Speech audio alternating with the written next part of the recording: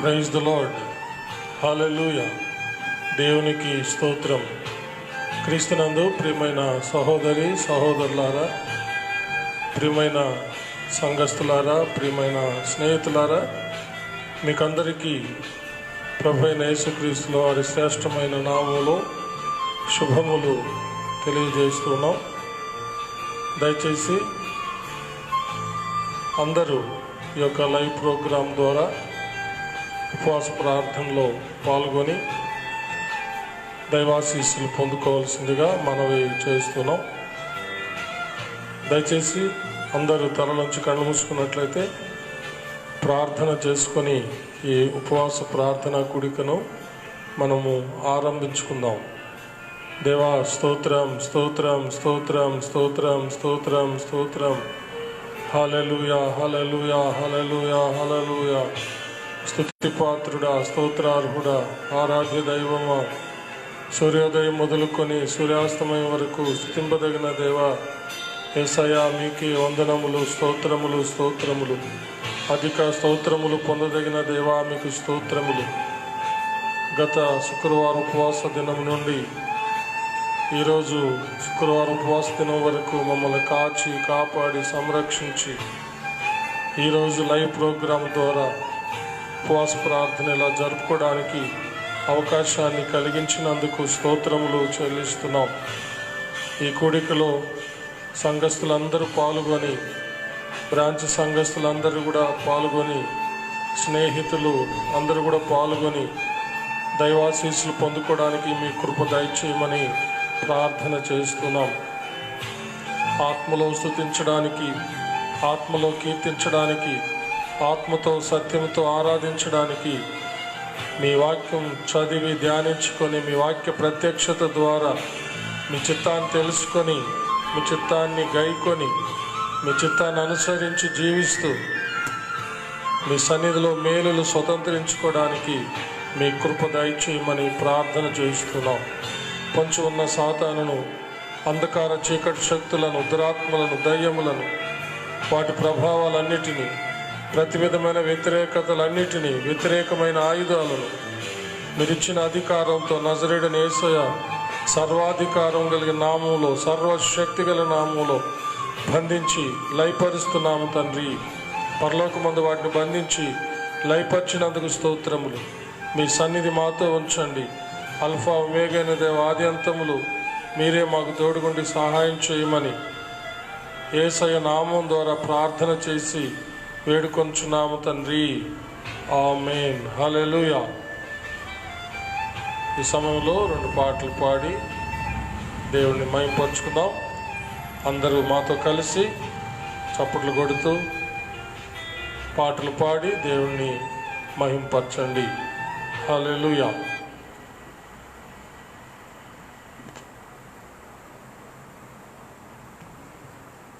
హల్లెలూయా. ఇప్పుడు మనందరం కలిసి నా దేవుడే నా ఆశ్రయ దుర్గము అనే పాట పాడుకొని దేవుని స్తుతిద్దాం. హల్లెలూయా. నా దేవుడే నాకు ఆశ్రయ దుర్గము, ఆపదలో నమ్మదగిన సహాయము. నా దేవుడే నాకు ఆశ్రయ దుర్గము, ఆపదలో నమ్మదగిన సహాయము.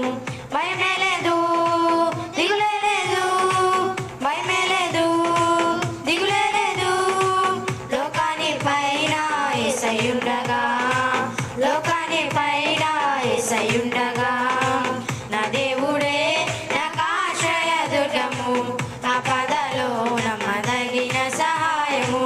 నా దేవుడే నాకు ఆశ్రయ దుర్గము, ఆపదలో నమ్మదగిన సహాయము. భూమి మార్పు నొందినను, పర్వతములు మునిగినను, భూమి మార్పు నొందినను,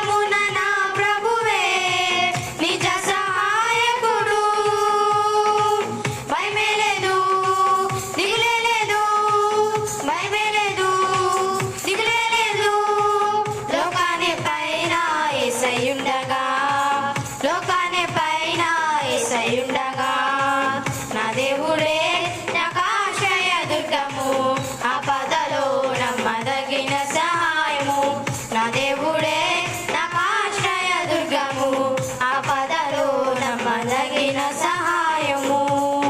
హల్లెలూయా.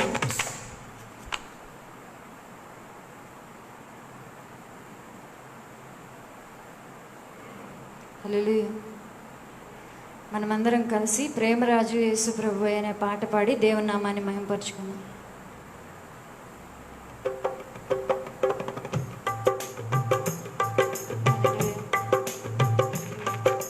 ప్రేమరాజు ప్రేమరాజు యేసు ప్రభువై మళ్ళీ వస్తాడు. ప్రియమైన తన పెళ్లి సంగమును తీసుకుపోతాడు. ప్రేమరాజు యేసు ప్రభువై మళ్ళీ వస్తాడు. ప్రియమైన తన పెళ్లి సంగమును తీసుకుపోతాడు. గగనములోన మేఘాలపైన గగనములోన మేఘాలపైన త్వరగా త్వరగా వస్తాడు. ప్రేమరాజు ప్రేమరాజు యేసు ప్రభువై మళ్ళీ వస్తాడు. ప్రియమైన తన పెళ్లి సంగమును తీసుకుపోతాడు. ఇద్దరు తిరగలి విసురుచుండగా పొలములో ఇద్దరు పని చేస్తుండగా ఇద్దరు తిరగలి విసురుచుండగా పొలములో ఇద్దరు పని చేస్తుండగా ఒకరు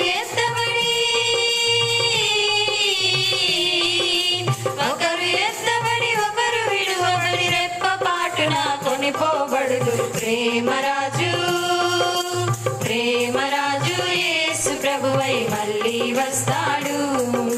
ప్రియమైన తన పెళ్లి సంగమును తీసుకుపోతాడు. ప్రేమరాజు యేసు ప్రభువై మళ్ళీ వస్తాడు. ప్రియమైన తన పెళ్లి సంగమును తీసుకుపోతాడు. సూర్యుని మించిన కాంతిని కలిగి చంద్రుని మించిన అందము కలిగి సూర్యుని మించిన కాంతిని కలిగి చంద్రుని మించిన అందము కలిగి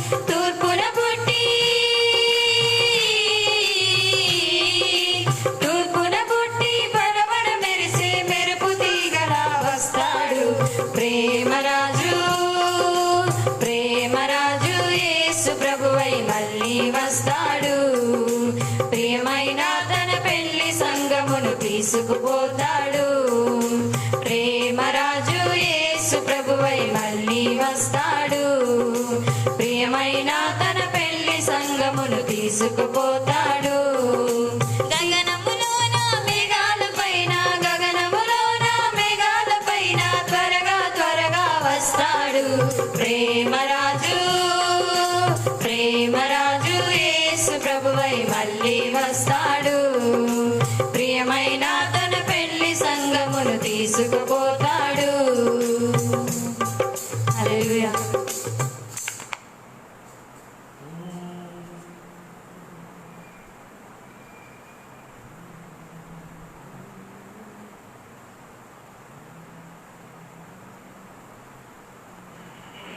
ప్రైజ్ ద లార్డ్. హల్లెలూయా. అందరం చివరిగా థ్యాంక్ యూ జీసస్ పాడుకుందాం. అందరూ తలొంచి కళ్ళు మూసుకునండి. ఒక నిమిషం దేవునికి ఇష్టమైన ఆరాధన మనము సమర్పించుకుందాం. మనలను మన స్తుతి ఆరాధన ప్రభు అంగీకరించులాగున మనలను మనం భయభక్తులతో ప్రభు ఎదుట దేవుని సన్నిధిలో మనలను మనం సమర్పించుకుందాం. మనలో ఏదైనా తప్పిదములు ఉన్నట్లయితే, బలహీనతలు ఉన్నట్లయితే వాటిని ఒప్పుకుందాం. ప్రభువుని క్షమించమని అడుగుదాం.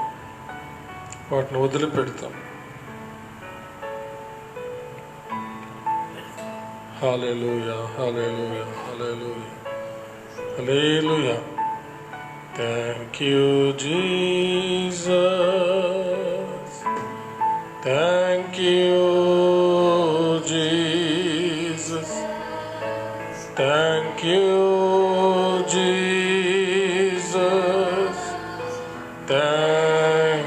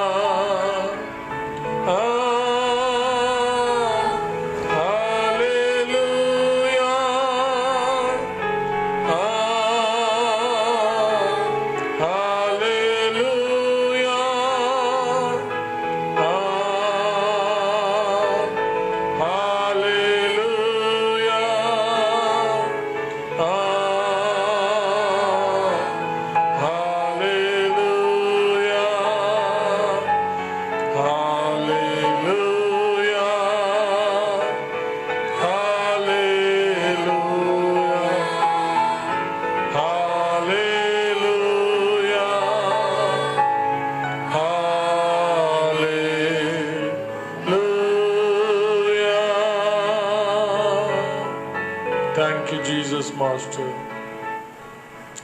స్తుతి పాత్రుడా, స్తోత్రార్హుడా, ఆరాధ్య దైవమా, సూర్యోదయం మొదలుకొని సూర్యాస్తమయం వరకు స్తుతింపదగిన దేవా యేసయ్యా, మీకే వందనాలు, స్తుతులు, స్తోత్రం. హల్లెలూయా, హల్లెలూయా. అధిక స్తోత్రములు పొందదగిన దేవా మీకు స్తోత్రములు. ఉన్నవాడా, ఉన్ననువాడా మీకు స్తోత్రం. ఇమ్మానుయేలు దేవా మీకు స్తోత్రములు. మాతో ఉన్న ప్రభువా మీకే స్తుతి స్తుతి స్తుతి, స్తోత్రములు స్తోత్రములు. హల్లెలూయా, హల్లెలూయా. సమస్త స్తుతి, ఘనత, మహిమ, ప్రభావములు యుగయుగములు దేవునికే చెల్లునుగాక. ఆమేన్. హల్లెలూయా.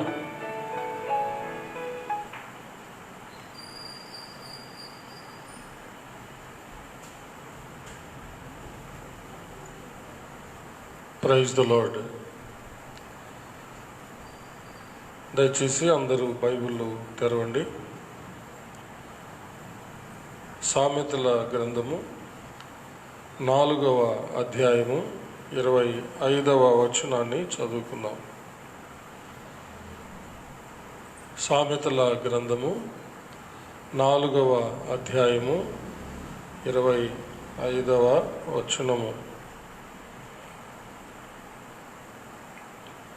నీ కన్నులు ఇటు అటు చూడక సరిగాను, నీ కనురెప్పలు నీ ముందర సూటిగాను చూడవలెను. దేవుడు తన పరిశుద్ధ వాక్యమును మన ఆత్మీయ మేళ నిమిత్తమై మన వెనుకిడిలో దీవించునుగాక. ఆమేన్. ప్రార్థన చేసుకుందామండి. అందరి తలలోంచి కళ్ళు మూసుకోనండి. మహాపరిశుద్ధుడు అయిన మా ప్రియ పరలోకపు తండ్రి, మీకు వందనములు, స్తుతులు, స్తోత్రములు చెల్లిస్తున్నాము. మీ దీన దాసుడునైన నన్ను మీ సిలువ చాటున మరుగు చేసుకుని నాతోనూ మా అందరితోనూ మాట్లాడమని క్రీస్తు పేర వేడుకొనుచున్నాము పరమ తండ్రి. ఆమేన్. హల్లెలూయా. చదివిన వాక్య భాగాన్ని బట్టి ఒక అంశాన్ని నేను సెలెక్ట్ చేసుకున్నాను. సరిగా చూసే కన్నులు. సరిగా చూసే కన్నులు. మనం చదివినటువంటి వాక్య భాగాన్ని, అక్షరార్థాన్ని మనం కొంచెం వివరించుకుంటాం. నీ కన్నులు ఇటు అటు చూడక సరిగాను, నీ కనురెప్పలు నీ ముందర సూటిగాను చూడవలెను. మన కన్నులు అటు ఇటు చూడకుండా సరిగా చూడాలని, సూటిగా చూస్తూ మనం నడవాలని ఈ యొక్క వచనం యొక్క అక్షరార్థం. మరొక తర్జుమాలో ఏముందంటే, నీ ఎదుటనున్న మంచి ఆశయాల నుండి నిన్ను నీవు తిరిగి పోనివ్వకు అని మరొక తర్జుమాలో ఉంది. అంటే మన ఎదుట ఉన్నటువంటి మంచి ఆశయాలను మనము చూస్తూ అటు ఇటు చూడకుండా ఆ మంచి ఆశయాలను మనము నెరవేర్చుకోవడానికి సూటిగా సరిగా మనము ఆ ఆశయాలని, ఆ మంచి ఆశయాలని చూస్తూ నడవాలని దీని యొక్క భావం. అంటే ఈ లోకంలో ఎన్నో ఉంటాయి, మంచిగా అనిపించే ఆశయాలు ఉంటాయి, మంచిగా అనిపించేవి చాలా ఉంటాయి. వాటిని చూడాలని, వాటిని ముందుకు పెట్టుకోవాలని, వాటి ప్రకారం పోవాలని అనిపిస్తుంది. అందుకనే మరొక తర్జుమాలో చాలా చక్కని వివరణ ఇచ్చారు. మంచి ఆశయాలు ముందు పెట్టుకొని వాటిని చూస్తూ సరిగా సూటిగా చూస్తూ నడవాలని దాని యొక్క అక్షరార్థం. మనము సాధారణంగా నడిచేటప్పుడు దిక్కులు చూస్తూ నడిస్తే ఎదురు దెబ్బలు తగిలి పడిపోయే ప్రమాదము ఉంటుంది కదా. మన భాషలో టోకరా కొట్టుకున్నాడు, టోకరా తగిలింది అంటాం. అంటే ఎందుకు అలా అంటే, దిక్కులు చూస్తూ నడిస్తే ఎప్పటికైనా టోకరాలు తగులుతాయి. ఇది మనకు సహజంగా తెలుసు. దానివల్ల పడిపోయే ప్రమాదం. కాబట్టి దిక్కులు చూస్తూ నడవకూడదు. సరిగా చూస్తూ, సూటిగా నేరుగా చూస్తూ, ఎదురు దెబ్బలు తగలకుండా పడిపోకుండా మనము జాగ్రత్తగా చూస్తూ నడవాలని మరొక తర్జుమాలో వ్రాయబడింది. మత్తయి సువార్త 6వ అధ్యాయము 22, 23 వచనాలు మనము చూస్తే అక్కడ దేహమునకు దీపము కన్ను అని వ్రాయబడింది. ఆ భాగాన్ని నేను చదువుతాను.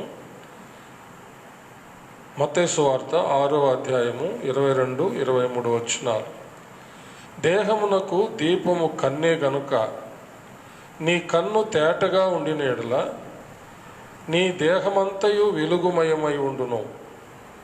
నీ కన్ను చెడినదైతే నీ దేహమంతయు చీకటిమయమై ఉండును అని అక్కడ వ్రాయబడింది. నిజమే, మన దేహంలో కన్ను చాలా ప్రాముఖ్యమైనటువంటి అవయవం. మరి యొక్క కన్ను లేకపోతే సమస్తము చీకటే కదా. అయితే కన్నులుండి మనము చీకటి సంబంధంగా జీవిస్తే, అనగా పాపులమై జీవిస్తే, మన జీవితం అంతా చీకటే, పాపపు మయమే, అంధకారమయమేనని బైబిల్ చెప్తుంది. అలా కాకుండా మనము వెలుగు సంబంధులమై, లోకానికి వెలుగైనటువంటి క్రీస్తు సంబంధులమై, క్రీస్తు వలె పాపము లేకుండా, పాపం చేయకుండా జీవించినట్లయితే మనము వెలుగుమయమైన జీవితాన్ని మనము జీవించగలుగుతామని ఈ మాటలు స్పష్టంగా తెలియచేస్తూ ఉన్నాయి. కాబట్టి మన దేహానికి దీపము లాంటిది కన్ను. అది ఎప్పుడు వెలుగుతూనే ఉండాలి, కానీ అది చీకటి కాకూడదు. మన కన్నులను మనము జాగ్రత్తగా చూసుకోవాలని, అంటే పాపం అనే చీకటికి గురి కాకుండా చూసుకోవాలని దీని యొక్క అర్థము. మన కన్నులు ఎల్లప్పుడూ తేటగానే ఉండాలి. మన కన్నులు తేటగా ఉండాలంటే మనము ఏం చేయాలి అనేది ఒక ప్రశ్న. దానికి పరిశుద్ధ బైబిల్ గ్రంథంలోనే ఒక చక్కని జవాబు ఉన్నది.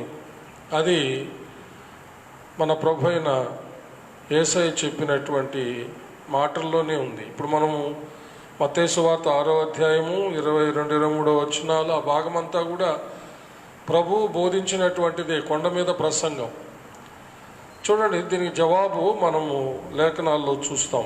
మత్తయి సువార్త 7వ అధ్యాయము 3వ వచనం నుండి 5వ వచనం వరకు చూస్తే అక్కడ మన ప్రశ్నకు జవాబు ఉంది. ఏమిటి మన ప్రశ్న? మన కన్నులు తేటగా ఉండాలంటే మనము ఏమి చేయాలి? చూడండి, నేను చదువుతాను. మత్తయి సువార్త 7వ అధ్యాయము 3వ వచనం నుండి 5వ వచనం వరకు. నీ కంటిలోనున్న దూలము నెంచక నీ సహోదరుని కంటిలోనున్న నలుసును చూచుటేలా? నీ కంటిలో దూలముండగా నీవు నీ సహోదరుని చూచి నీ కంటిలోనున్న నలుసును తీసివేయనిమ్మని చెప్పనేలా? వేషధారి, మొదట నీ కంటిలోనున్న దూలమును తీసివేసుకొనుము, అప్పుడు నీ సహోదరుని కంటిలోనున్న నలుసును తీసివేయుటకు నీకు తేటగా కనబడును. హల్లెలూయా. కాబట్టి మనకు ఈ వాక్య భాగం అర్థమయ్యేది ఏమిటి? మన కన్నులు తేటగా ఉండాలంటే మన కన్నుల్లో ఉన్నటువంటి దూలాన్ని తీసివేసుకోవాలట. ఏమిటి దూలం అంటే? పెద్ద పాపం. ఒకరు తమ కన్నుల్లో ఉన్నటువంటి పెద్ద పాపాన్ని పక్కన పెట్టి ఎదుటివారి కన్నుల్లో ఉన్నటువంటి ఒక నలుసు లాంటి పాపాన్ని ఎత్తి చూపుతూ ఉంటారట. అనేక మంది వేషధారులు అంటే పైకి భక్తి కలిగిన వారుగా కనపడి లోపల భక్తి లేని వాళ్ళు,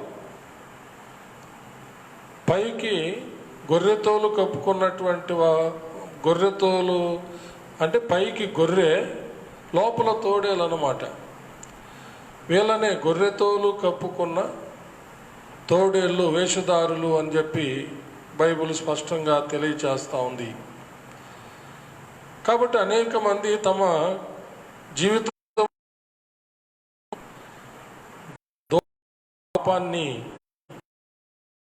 దాన్ని తీసివేసుకునే ప్రయత్నం చేయకుండా ఎదుటి వారిలో ఉన్నటువంటి నలుసంత చిన్న పాపాలను ఎత్తి చూపిస్తూ ఉంటారట.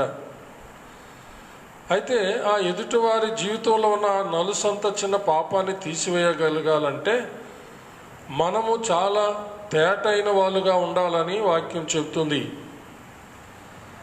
అంటే మన కళ్ళల్లో ఉన్నటువంటి ఆ పాపాన్ని, ఆ దూలమంత పాపాన్ని తీసివేసుకోగలిగితే మన కళ్ళు తేటగా కనపడతాయట. కాబట్టి మన జీవితాలని ఒకసారి మనము ఈ సందర్భంలో పరీక్షించుకోవాలి. మన కళ్ళల్లో ఎంత భయంకరమైన పాపాలు ఉన్నాయో. నేత్రాశ. ఈ లోకంలో ఉన్నదంతా నేత్రాశ, శరీరాశ, జీవపు డంబం. కాబట్టి మన కళ్ళల్లో దూలమంత పాపము అంటే పెద్ద పాపం పెట్టుకొని ఎదుటివారి కళ్ళల్లో లేక ఎదుటివారి జీవితంలో ఉన్న నలుసు అంత చిన్న పాపాలని ఏలెత్తి చూపే వేషధారుల వలె మనం ఉండకుండా మన కళ్ళల్లో ఉన్నటువంటి, మన జీవితాల్లో ఉన్నటువంటి దూలమంత పాపాన్ని తీసేసుకొని మన కళ్ళు తేటగా, మన జీవితాలు తేటగా, మన దేహమంతా వెలుగుమయంగా చేసుకోవాల్సిన అవసరత ఉందని ఇక్కడ మనకు స్పష్టంగా అర్థమవుతుంది. 119వ కీర్తన 37వ వచనాన్ని మనం చూస్తే అక్కడ దావీదు రాజు చక్కని ప్రార్థన చేసినట్టుగా మనము చూస్తాము. 119వ కీర్తన 37వ వచనం.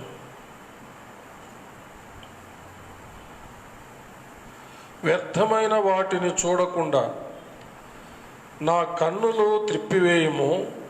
నీ మార్గములలో నడుచుకొనుటకు నన్ను బ్రతికింపుము.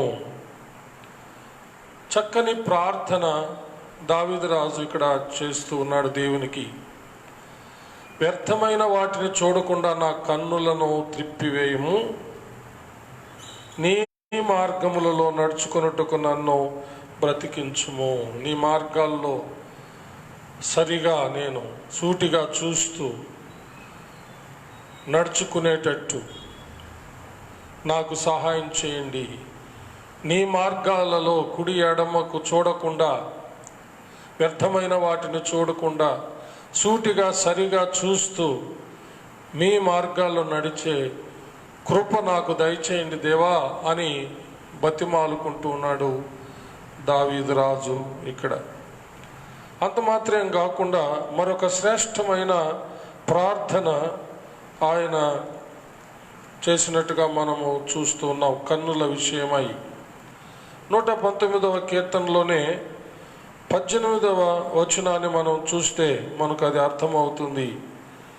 చూడండి, నేను నీ ధర్మశాస్త్రమునందు ఆశ్చర్యమైన సంగతులను చూచునట్లు నా కన్నులు తెరువుము. హల్లెలూయా! ఎంత చక్కని ప్రార్థన దావీదు రాజు చేస్తున్నాడు. నేను ధర్మశాస్త్రమునందు ఆశ్చర్యమైన సంగతులను చూచునట్లు నా కన్నులు తెరువుము అని. ఈ దినాల్లో ప్రియమైన దేవుని బిడ్డలారా, ప్రియమైన సహోదరి సహోదరులారా, సంఘస్థులారా, స్నేహితులారా, ఈ దినాల్లో అంటే ఈ కడవరి దినాల్లో, ఈ ప్రమాదకరమైనటువంటి రోజుల్లో ఈ ప్రార్థన మనకు ఎంతైనా అవసరమై ఉన్నది. మన కొరకు, మన యొక్క బిడ్డల కొరకు, బిడ్డల కొరకు ఎంతైనా అవసరమై ఉన్నదని నేను జ్ఞాపకము చేస్తున్నాను. ఎందుకంటే ఎంతో ప్రమాదకరమైనటువంటి సాధనంగా అనేకం ఉన్నాయి. వాటిల్లో అశ్లీలమైన చిత్రాలు, అలాగనే భయంకరమైనటువంటి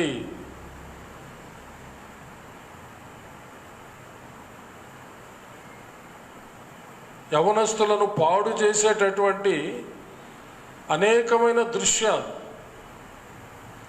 యవనస్తులనే కాదు పెద్దవారిని సహా,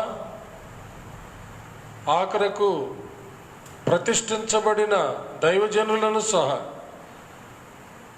అంత మాత్రం కాకుండా చిన్న పిల్లలను కూడా పాడు చేసేటటువంటి భయంకరమైనటువంటి దృశ్యాలు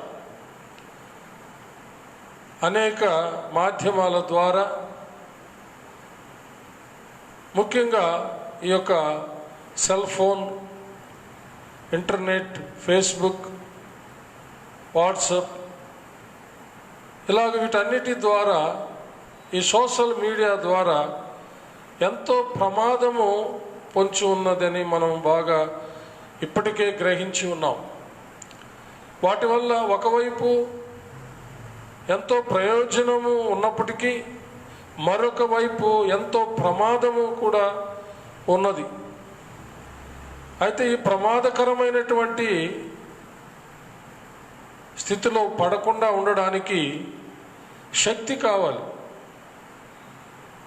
వాటిని చూడకుండా, వాటిని ఓపెన్ చేయకుండా, వాటిని పాస్ చేసేయడానికి, వాటిని చూచిన వెంటనే అసహించుకొని వాటిని తొలగించుకోవడానికి, కళ్ళ ఎదుట నుంచి వాటిని తీసివేసేదానికి అవసరమైన శక్తి కావాలి.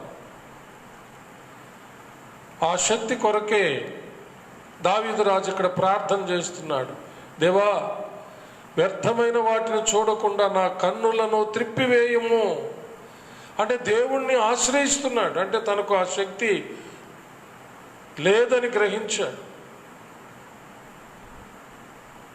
నిజమే, అతనికి ఆ శక్తి లేదు.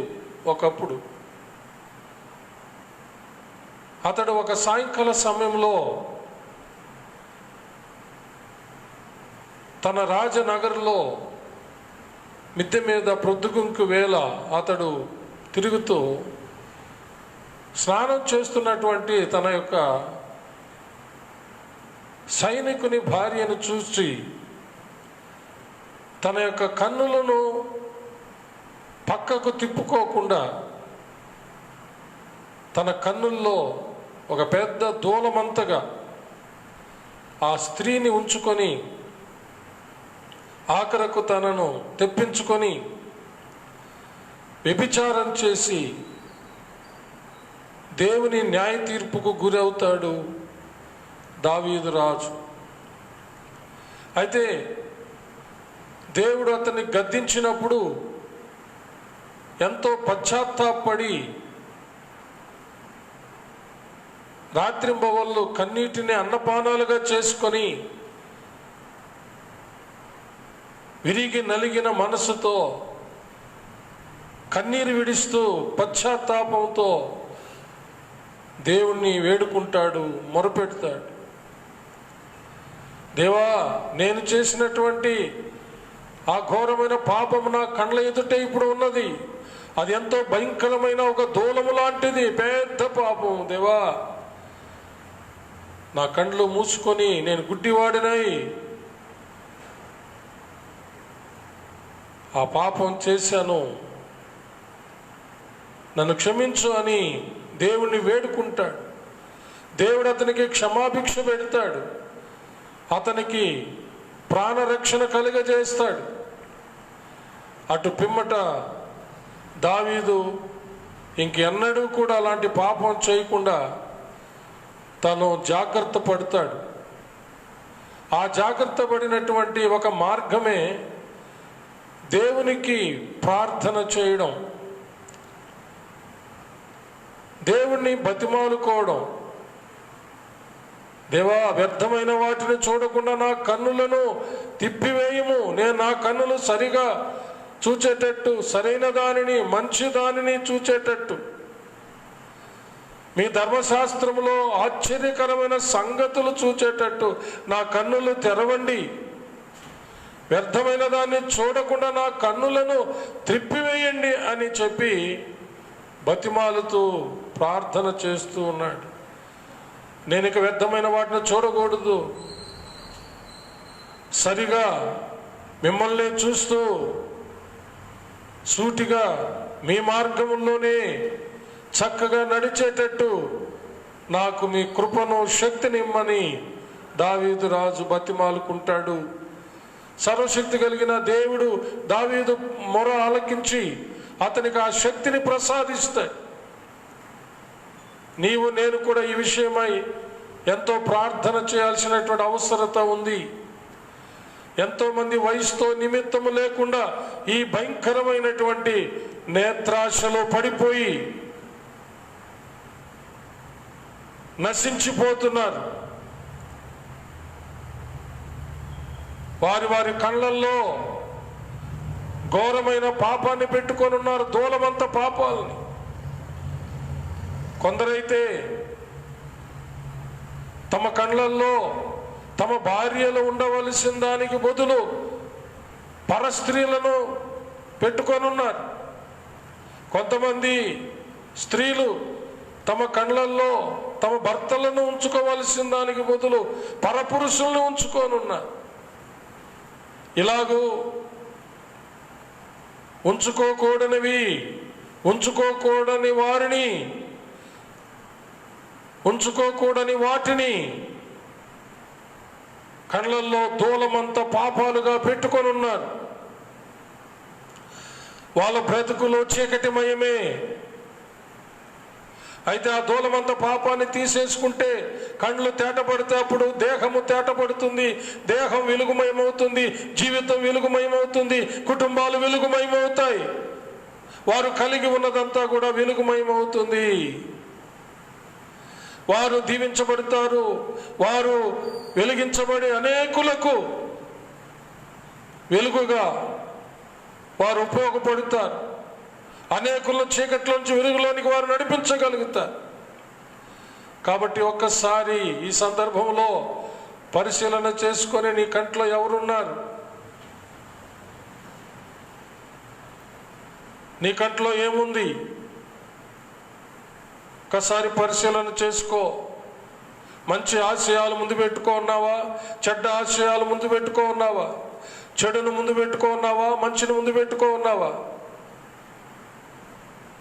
మంచి గొర్రెల కాపరై ప్రాణం పెట్టిన ప్రభువుని నీవు ముందు పెట్టుకొని నడుస్తున్నావా?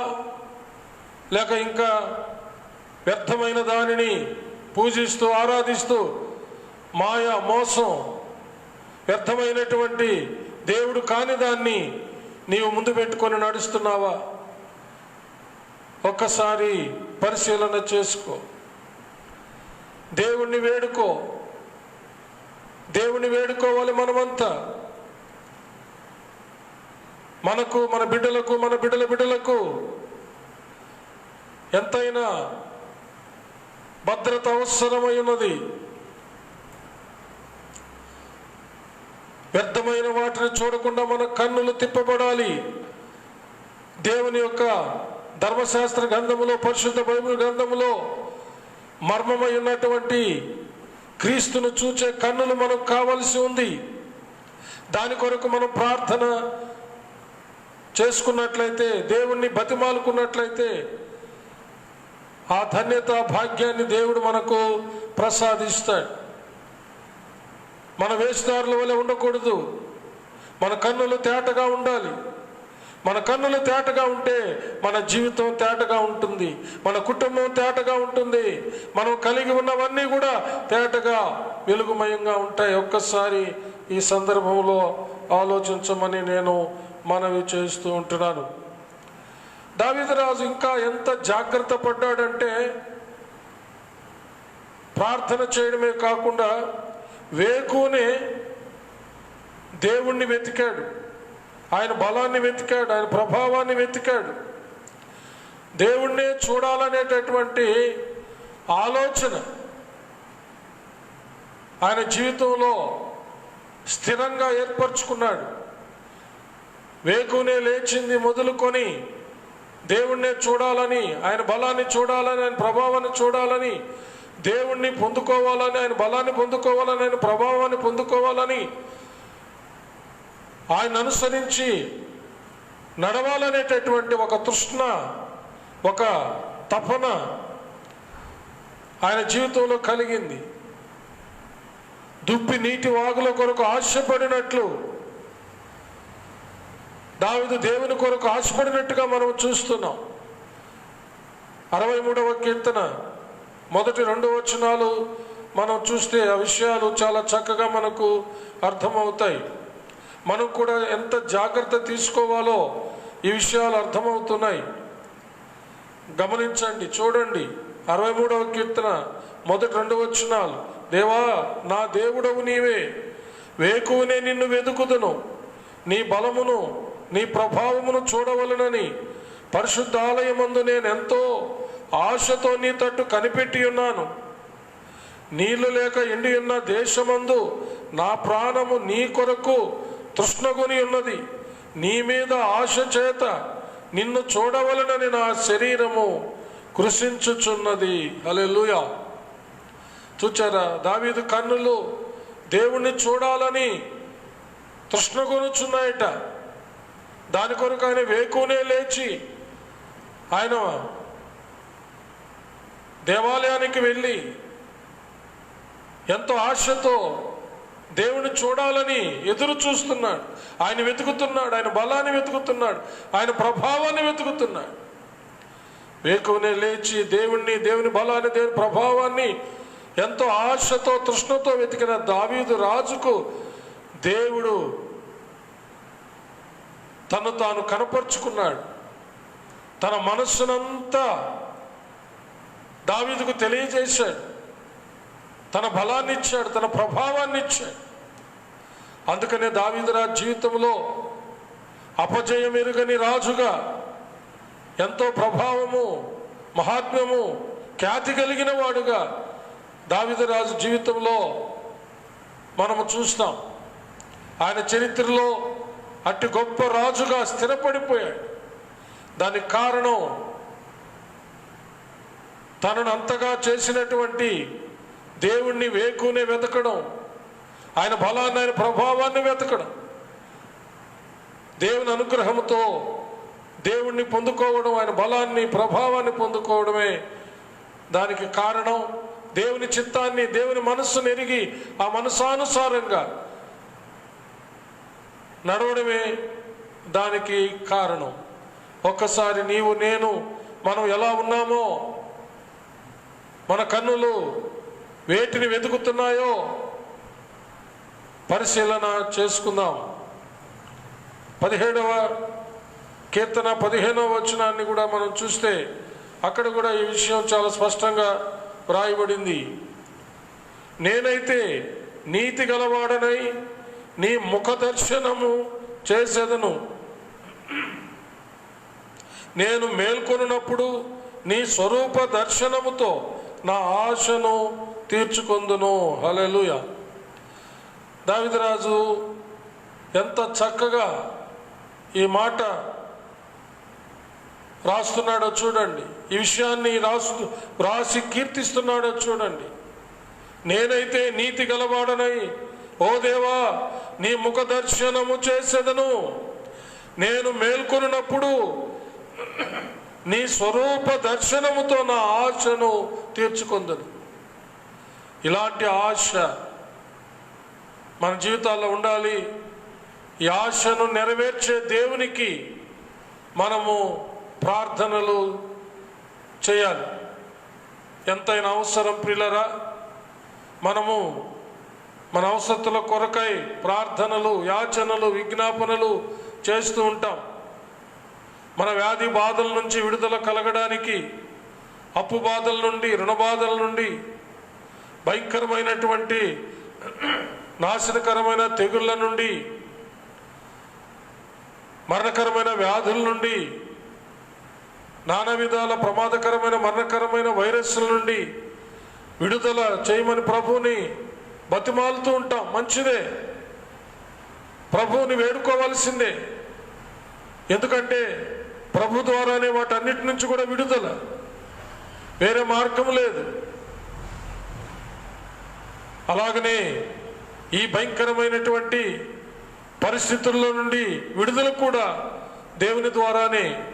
వ్యర్థమైన వాటిని చూస్తూ నశించిపోతున్నటువంటి యవన బిడ్డలు, అలాగే వయసుతో నిమిత్తము లేకుండా అందరూ ఈ భయంకరమైనటువంటి నేత్రాశతో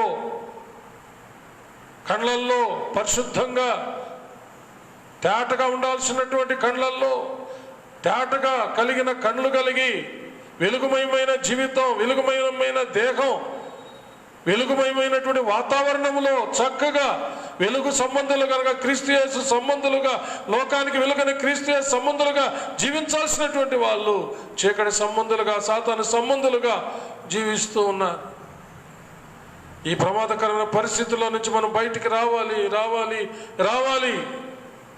దాని కొరకు ప్రభువుని వెతకాలి, ఆయనకు మొరపెట్టుకోవాలి. దేవుడు మనల్ని కాపాడకపోతే, వ్యర్థమైన వాటిని చూడకుండా మన కళ్ళను తిప్పకపోతే మనకు, మన బిడ్డలకు, మన బిడ్డలకు ఎంతో ప్రమాదం పొంచి ఉందని నేను జ్ఞాపకం చేస్తూ ఉన్నాను. కాబట్టి ప్రార్థన చేయాలి తప్పకుండా. యోహాను సువార్త 9వ అధ్యాయము 39వ వచనం నుండి 41వ వచనం వరకు చూస్తే అక్కడ మరొక శ్రేష్టమైన విషయాన్ని ప్రభువుల వారు తెలియచేశారు. యోహాను సువార్త 9వ అధ్యాయము 39వ వచనం నుండి 41వ వచనం వరకు. అప్పుడు యేసు, చూడని వారు చూడవలెను, చూచువారు గుడ్డివారు కావలెను అను తీర్పు నిమిత్తము నేను ఈ లోకమునకు వచ్చితినని చెప్పాను.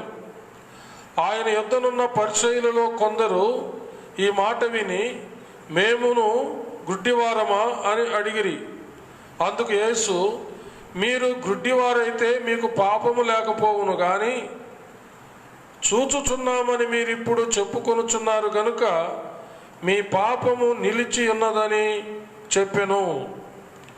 ఇక్కడ ప్రభు చాలా చక్కగా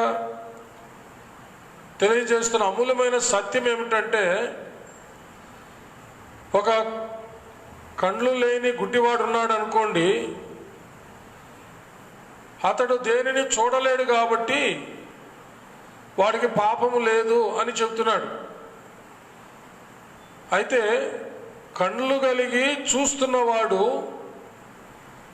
మంచిని చూడకపోతే, మంచి ఆశయాలను చూచి వాటిని వెదకకపోతే, చెడును ముందు పెట్టుకొని, చెడు ఆశయాలు ముందు పెట్టుకొని, పాపాన్ని ముందు పెట్టుకొని వాటిని చూస్తూ ఉంటే అతడు కన్నులుండి కూడా గుడ్డివాడే అని తెలియచేస్తూ ఉన్నాడు. దేవుడి పరిచయులతో చెప్తున్న విషయాన్ని గమనించినట్లయితే, మంచివాడు, మంచి గొర్రెల కాపరి, సర్వమానవాళి పాప పరిహారార్థం సిలువలో బలి అయి ప్రాణం పెట్టినటువంటి ప్రభువుని దేవుడు యూదులకు, ఇశ్రాయేలుకి ఇచ్చినట్టు ధర్మశాస్త్రములో, లేఖనాలలో, ప్రవక్తల గ్రంథాలలో, ప్రవచనాలలో మెస్సయ్య వస్తాడు, ఆయనను రక్షిస్తాడని చెప్పినటువంటి ఆ గొప్ప మెస్సయ్య రక్షకుడు కళ్ళ ముందు ఉంటే, కళ్ళుండి కూడా ఆయన చూడలేని గుడ్డివారుగా ఉన్నారు మీరు అని వారితో, ఆ పరిచయులతో, అంటే యేసుక్రీస్తుని చూచి కూడా నమ్మలేనటువంటి వారితో, మరి మీరు గుడ్డివారే కదా అంటున్నాడు. ఎందుకంటే మీరు చూస్తున్నారు కానీ మీరు చూడనట్టే ఉన్నారు, మీరు గుడ్డివారే అని. అయితే ఒక గుడ్డివాడు ఉన్నాడు, వాడు చూడలేడు కాబట్టి, వాడికి ఏమీ తెలియదు కాబట్టి వాడికి పాపము లేదు అంటున్నాడు. అయితే కన్నులుండి చూడనటువంటి వాడిలో పాపము నిలిచి ఉంటుంది, వాడు పాపుల కిందకు వస్తాడని రాయబడింది. కాబట్టి సర్వలోకాన్ని రక్షించడానికి లోకానికి వచ్చిన, లోకానికి వెలుగైనటువంటి, లోకరక్షకుడైన, అందరికీ ప్రభు అయినటువంటి, సర్వమానవాళి పాప పరిహారార్థం సిలువలో ప్రాణం పెట్టినటువంటి మంచి గొర్రెల కాపురైనటువంటి యేసును నువ్వు చూడకపోతే, నువ్వు విశ్వసించకపోతే నీవు గుడ్డివాడివే, నీలో పాపం నిలిచి ఉంటుంది, నీ పాపం వలన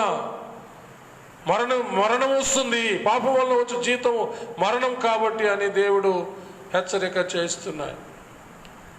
అయితే ప్రియులారా,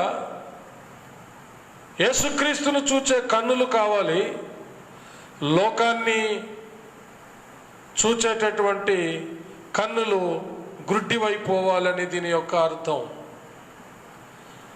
మనము లోక విషయంలో గుడ్డి వాళ్ళంగా, మన ప్రభు అయినటువంటి యేసుక్రీస్తుల వారి విషయంలో కన్నులు కలిగిన వాళ్ళుగా మనం మారాలి. అందుకనే యేసయ్య నిన్ను చూచే కన్నులు నాకివ్వు అని ప్రార్థన చేయాలి. యేసయ్య నాకు, నా కుటుంబస్తులకు నిన్ను చూచే కన్నులు ఇవ్వండి, నిన్ను చూచే కన్నులు ఇవ్వండి. నిన్ను కనలేని కన్నులు నాకేల ప్రభువా, నిన్ను చూచే కన్నులివ్వు ప్రభు అంటూ ప్రార్థన చేయాలి. ఒక భక్తుడు ఆ పాట కూడా రాశాడు, కనలేని కన్నులేలనయ్యా, నిన్ను చూచే కన్నీ యేసయ్య. ప్రియులరా, యేసయ్యను చూచే కన్నులు, యేసయ్యను చూస్తూ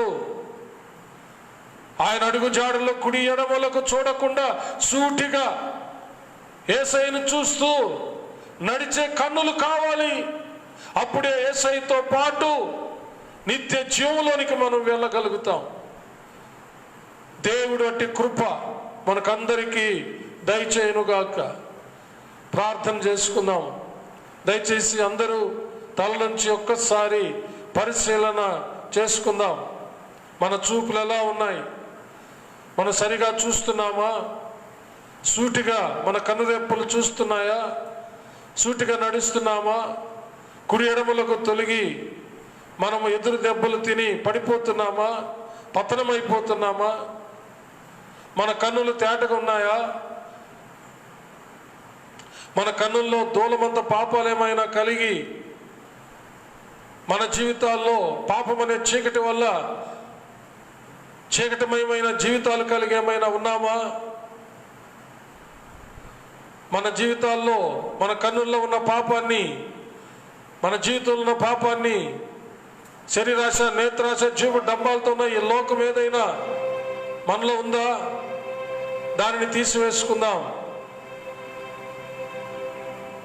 ప్రభుల వారు సెలవిచ్చినట్టుగా, ఓ వేషధారి, నీ కంట్లో ఉన్న దూలాన్ని ఎంచక ఎదుటివాని కనులో ఉన్నటువంటి నలుసును తీయడానికి ప్రయత్నిస్తావా? నీ కంటిలో ఉన్న దూలమును నువ్వు తొలగించుకున్నట్లయితే అప్పుడు నీ కండ్లు తేటపడితే అప్పుడు ఎదుటివాని కళ్ళు నలుసును తీసివేయగలుగుతావని ప్రభు చెప్తూ ఉన్నాడు. ఇంకా నీ జీవితంలో వ్యర్థమైనవి చూడనని ఎన్నోసార్లు ప్రమాణం చేసుకొని మరలా వ్యర్థమైన వాటిని చూస్తూ నీ జీవితాల్ని పాడు చేసుకుంటున్నావా? ఒకవేళ నీలో ఇంకా బలహీనత ఉంటే, నీ బిడ్డల్లో బలహీనతలుంటే, నువ్వెవరు అయినా సరే, దైవ సేవకుడు అయినా సరే, సేవకురాలు అయినా సరే, దైవ సేవకుల పిల్లలైనా సరే, ఎవరైనా సరే అటు బలహీనత చేత పీడించబడుతూ ఉంటే ఈ రాత్రి, దేవా, వ్యర్థమైన వాటిని చూడకుండా నా కన్నులు తిప్పివేయము. దేవాని ధర్మశాస్త్రం ఆశ్చర్యమైన సంగతులు చూచే కన్నులు నాకు, నా కుటుంబానికి దయచేయి నా ప్రభువా. అటు బలహీనతతో ఉన్న వారందరికీ నాయన విడుదల దయచేయండి అని చెప్పి ప్రార్థన చేయి. దేవుడు తప్పకుండా సహాయం చేస్తాడు. యేసయ్యను చూసే కన్నులు అడుగు. దావీదు వలె వేకునే వెతుకు. ఆయనను చూడాలని ఎంతో ఆశతో, ఎంతో తృష్ణతో వేకునే వెతికిన దావీదు వలె దేవుని వెతికి, దేవుని బలాన్ని, దేవుని ప్రభావాన్ని వెతికి వాటిని పొందుకొని అపజయమెరుగని రాజుగా, లోకంలో గనులైన వారికి కలిగిన పేరు కలిగిన రాజుగా, స్థిరస్థాయిగా చరిత్రలో నిలిచిపోయినటువంటి దావీదు రాజు వలె నీవు, నేను, మనము, మన పిల్లలు వేకునే దేవుణ్ణి, యేసయ్యను వెతికే వాళ్ళుగా, ఆయన బలమైన ప్రభావాన్ని వెతికే వాళ్ళుగా ఉండాలని ప్రార్థన చేస్తాం. ప్రియులారా, ఏం చూస్తున్నావో ఒకసారి పరిశీలన చేసుకో. నీ చూపులు సరిగా ఉన్నాయా లేవా? నీ చూపులు సూటిగా ఉన్నాయా లేవా? అటు ఇటు చూస్తూ ఎదురు దెబ్బలు తింటూ టోకరాలు తగిలి పడిపోయి నశించిపోతున్నావేమో. ఒకవేళ అలాంటి దుస్థితిలో నీ ఉంటే దేవుడు ఇది నీకు ఇస్తున్న ఒక అమూల్యమైన హెచ్చరిక, అమూల్యమైన పిలుపు. నీవు దేవుని వైపు తిరిగినట్లయితే నీ జీవితం ధన్యమవుతుంది. ఇప్పటికే ఎన్నో అవకాశాలు నీకు ఇచ్చాడేమో, ఎన్నోసార్లు హెచ్చరించాడేమో, ఎన్నిసార్లు గద్దించినా లోబడని వాడు మరి హఠాత్తుగా నాశనమగును అని రాయబడింది. దేవుడు నిన్ను ఎన్నోసార్లు ప్రేమతో గద్దించి హెచ్చరించి బుద్ధి చెప్పాడేమో, అయినా నీవు ఆయన వైపు తిరగకుండా ఇంకా నీ ఇష్ట ప్రకారం నువ్వు చూస్తూ నేత్రాశ, శరీరాశ, జీవడంబాల్లో పడి దేవునికి వ్యతిరేకంగా అవిధేయుడిగా జీవిస్తున్నావేమో. దేవుడు ఈ రాత్రి నీకు ఒక మంచి అవకాశం ఇస్తున్నాడు. ఇప్పుడే నువ్వు ఎక్కడున్నా, ప్రభువా నేను అవిధేయుడిని, నిజమే ప్రభువా, ఎన్నోసార్లు మీ సన్నిధిలో ఒప్పుకున్నాను, ప్రమాణం చేసుకున్నాను, అయినా వ్యర్థమైన వాటిని చూస్తూ నా జీవితాన్ని మలినం చేసుకుంటున్నాను, చీకటమయం చేసుకుంటున్నాను, నన్ను క్షమించు అని అడిగితే తప్పకుండా దేవుడు నీకు సహాయం చేస్తాడు. ప్రార్థన చేయి, ప్రార్థించు. మహాపరిశుద్ధుడు అయిన మా ప్రియ పరలోకపు తండ్రి, మీకు వందనములు, స్తుతులు, స్తోత్రములు చెల్లిస్తున్నాం. మా కన్నులు ఇటు అటు చూడగా సరిగా చూడడానికి మీ కృప దయచేయండి. మా కన్నురెప్పలు సూటిగా చూడడానికి కృప దయచేయండి. వ్యర్థమైన వాటిని చూడకుండా మా కన్నులు తిప్పివేయండి. మీ ధర్మశాస్త్రములు ఆశ్చర్యమైన సంగతులు చూచే కన్నులు మాకు దయచేయండి. దేవా, దావీదు వలె వేకువని మిమ్మల్ని, మీ బలాన్ని, మీ ప్రభావాన్ని ఎంతో ఆశతో, తృష్ణతో వెతికే ధన్యత, భాగ్యాన్ని మాకు ప్రసాదించండి. యేసయ్యా, మిమ్మల్ని చూచే కన్నులు మాకు ఇవ్వండి. మిమ్మల్ని చూచే కన్నులు మాకు ఇవ్వండి మా ప్రభువా. మిమ్మల్ని చూస్తూ, మీ అడుగుజాడల్లో నడుస్తూ, కుడి ఎడమలకు తొలగకుండా గమ్యానికి చేరడానికి, మీ సన్నిధికి చేరడానికి, శాశ్వతమైన నిత్య జీవం చేరడానికి మీ కృప దయచేయండి. ఎంతమంది అయితే ఈ రాత్రి యథార్థంగా తమను తాము మీకు అప్పగించుకుంటున్నారో, పశ్చాత్తాపడి తమ పాపములను, అపరాధములను ఒప్పుకుంటున్నారో, దయతో క్షమించి మరలా వెనుదిరగకుండా బలమిమ్మని, శక్తినిమ్మని, అట్టి నాయన మీకు ఇష్టమైన జీవితము ప్రభా జీవిస్తూ సాగడానికి అవసరమైన పరిశుద్ధాత్మ అభిషేకాన్ని ఇమ్మని ప్రార్థిస్తున్నా. దయగల తండ్రి, జ్ఞాపకం చేసుకోండి. ఈ సమయంలో ఎవరైనా ఏదేని వ్యాధి బాధల చేత తండ్రి బాధపడుతూ ఉన్నట్లయితే, శోధన, కీడు, పీడ, భయంకరమైనటువంటి అంధకార చీకటి శక్తుల యొక్క ప్రభావాలతో పీడించబడుతూ, నానా విధాల మరణకరమైన వైరస్లతో బాధపడుతూ ఉంటే, ప్రభా దయతో కరుణించి విడుదల దయచేయమని మనం చేస్తున్నాం. కరుణించండి, కటాక్షం చూపండి, దయ చూపండి. ఇప్పుడు ప్రపంచాన్ని బాధపెడుతూ, వణికిస్తూ, అనేకులు పట్టి చంపుతూ ఉన్నటువంటి ఈ కరోనా వైరస్ నుండి లోకాన్ని రక్షించండి ప్రభువా. ఆ కరోనా వైరస్ని ప్రభువా శాశ్వతంగా తుడిచివేయండి నాయన. సంపూర్ణమైనటువంటి స్వస్థత దేశ దేశాలకు ప్రసాదించండి. కరుణించండి ప్రభువా. కరోనా వైరస్ బారిన పడి మరణానికి జోగుతున్న వారిని మరణము నుంచి విడిపించునా ప్రభువా. మరణము నుంచి తప్పించుట మీకు మాత్రమే సాధ్యం ప్రభువా. యేసయ్య మరణాన్ని జయించి లేచిన ప్రభువా, వారిని మరణం నుంచి విడిపించండి. పాజిటివ్ కేసులన్నీ నెగిటివ్ రావడానికి కృప చూపండి. ఇక ఆ వైరస్ ఎవరిని అంటకుండా, ఏ వ్యాధి బాధలు అంటకుండా, ఎలాంటి తెగుళ్ళు కూడా ప్రజలను అంటకుండా స్వస్థపరచమని, కాపాడమని మనం చేస్తున్నాం. యేసయ్య నామం ద్వారా ప్రార్థన చేసి వేడుకొంచున్నాము పరమ తండ్రి, ఆమేన్. నా ప్రాణమా యెహోవాను సన్నుతించుము, నా అంతరంగముననున్న సమస్తమా ఆయన పరిశుద్ధ నామమును సన్నుతించుము. నా ప్రాణమా యెహోవాను సన్నుతించుము, ఆయన చేసిన ఉపకారములలో దేనిని మరువకుము. ఆమేన్.